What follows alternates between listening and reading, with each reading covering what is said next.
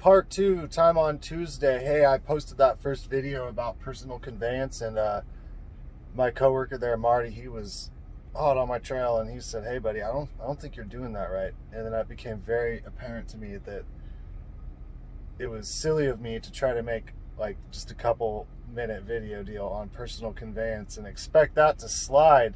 Questions need to be answered. So yeah, the situation that I was in this morning, if you saw that video, if you didn't, maybe watch it real quick and you'll know what I'm talking about. I unloaded. You know, unloading is on duty, but if I were to drive away from where I was at, I would have violated my 8-hour rule. By 8-hour rule, I mean you have to take a 30-minute break before your 8th hour of driving.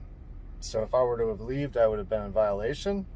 However, there was no space for me to park at that particular customer. So if I would have just driven to the nearest place where I could park, which was the truck stop, I would have been in violation. And I needed that 30-minute break.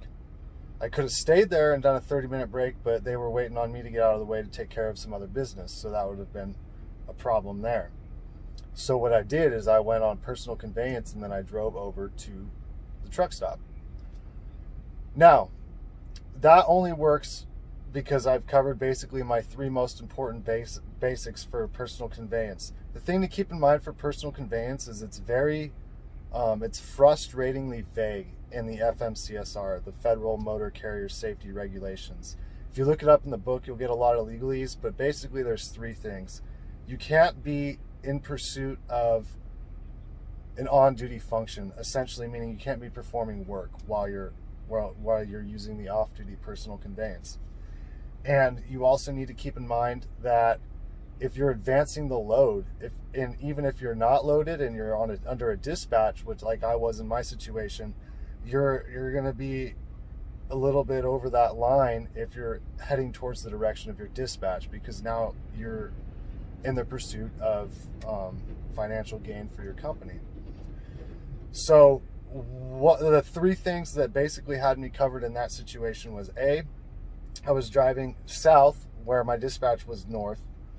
B, I wasn't pursuing any on-duty function at the place where I was going. For instance, if I was going there to fuel, that would put me in some hot water too. I wasn't.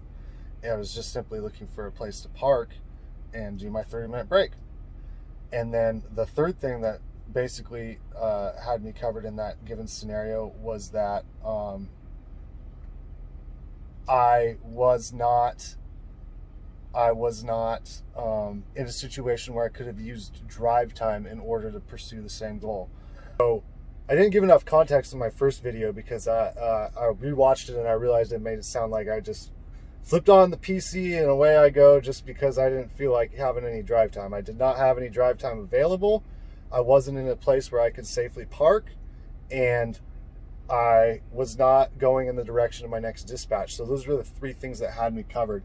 When I worked at my last company, I worked really closely with my safety and compliance officer to come up with personal conveyance guidelines for the company, because I was basically in charge of the driver training at that time. As far as I was the one that was training the new drivers. And so we basically came up with a personal conveyance policy that exceeded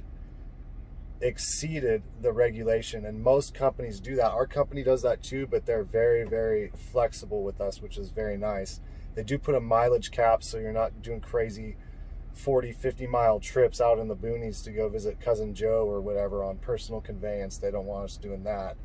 But it makes sticky situations a lot better, especially if you show up at a place to get loaded or unloaded and there's no parking, and even if there is parking, you just want to get to the truck stop so you can shower. It's a great tool. But like I said in the first video, it's upon you to understand the regulations and to get a firm grip on what you need to do to be compliant. If you go to the FMCSR, the Green Book, you're going to get a bunch of legalese and it's going to be kind of tough to read. But do yourself a favor and get comfortable with it, so that way you understand exactly how it works. And as I mentioned before, they're not very specific about it at the moment. They've left a lot to interpretation. And the thing you'll come to realize is that sometimes it's basically just on who's interpreting it what DOT officers reviewing your logs at the time might determine whether or not they find that that's valid. So you want to be on the conservative side. But I just want to give a little clarification on that issue, because the way I mentioned it before made it almost sound like I was just using it and abusing it just to go out there and do it. But you have to fall into certain criteria, and like I said, I fell into those criteria to make it happen. And that was almost a unique situation, but it really helped me out, because then I gained myself a little bit of time, because I didn't have to drive and then start my off duty. I was able to incorporate that driving time into my break. But that only works in select situations. That's not an every time thing. You can't just take off, go to a truck stop, and then count that towards your break in every situation. And it's more situations than not where that would not be applicable. You need to be careful about how you use it so that you stay inside those guidelines.